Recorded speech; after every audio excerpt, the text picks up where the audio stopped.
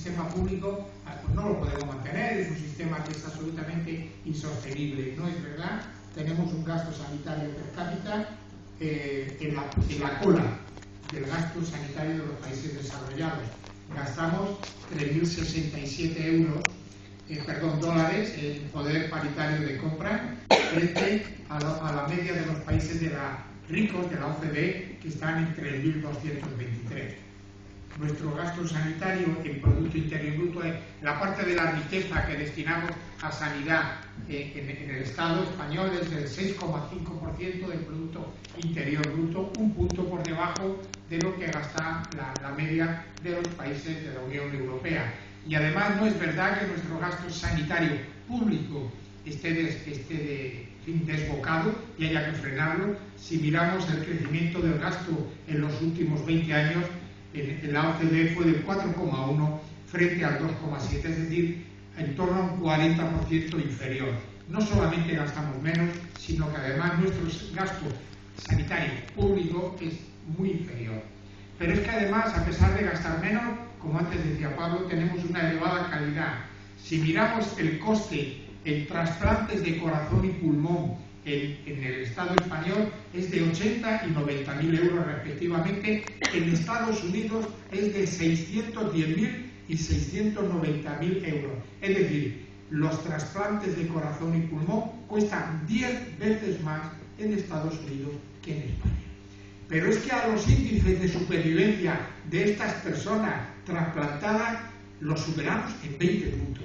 No solamente lo hacemos mucho más barato, sino que lo hacemos infinitamente mejor. Es decir, la calidad de nuestro sistema está claro. ¿Pero por qué? ¿Por qué dicen que nuestro sistema está en riesgo económico? ¿Es verdad? ¿Por qué? Porque el problema que tenemos es que cada vez destinamos menos, este país tiene menos capacidad de recaudar impuestos. Hemos bajado de un 41% de PIB en impuestos al 34%. Mientras en los países ricos de la Unión Europea pasaron del 44 al 44,9 al 44,7, solo 9 décimas, mientras nosotros bajamos pues 7 puntos. Es decir, no solamente estamos por debajo en impuestos, sino que además la tendencia es que se rebajan los impuestos de una manera muy importante.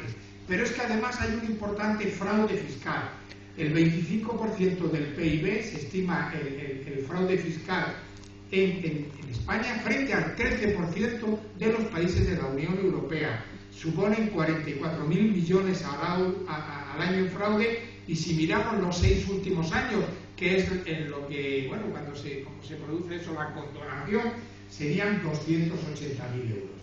Y hay que tener en cuenta que el gasto sanitario en el Estado es de 60.000 millones de euros. Es decir, simplemente, sin subir los impuestos, sino simplemente acabando con el fraude fiscal, podríamos pagar nuestra sanidad sin poner un solo euro. Pero, ¿qué es lo que ha pasado? ¿Por qué hemos bajado el gasto en impuestos? Pues lo hemos bajado no porque los que vivimos de un salario o de una pensión, que somos los que estamos aquí, paguemos menos, pagamos más.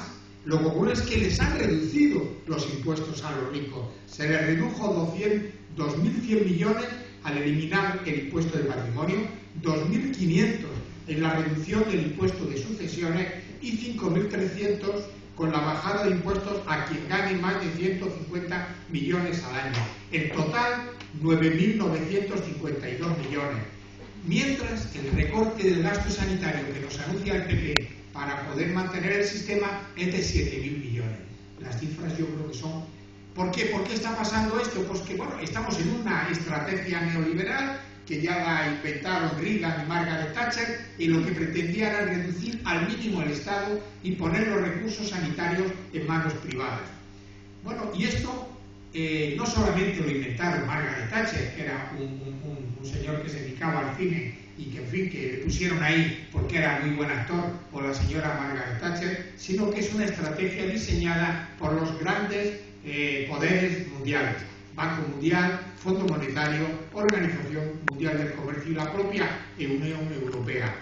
¿Qué está planteando en estos momentos las políticas del Fondo Monetario? ¿Por qué nos están apretando el cinturón? ¿Por qué nos están reduciendo los gastos sociales en Europa? Es la Troika, esa unión de Comisión Europea, Banco Central y el propio Fondo Monetario, que pretende reducir el gasto y el tamaño del sector público, disminuir la protección social en sanidad, educación, pensiones y servicios públicos y reducir la participación del trabajo en la renta nacional. Hace muy poco el Fondo Monetario Internacional alardeaba de que la reforma laboral no había reducido el paro, pero que sí nos había reducido a todos nuestros salarios, ¿no?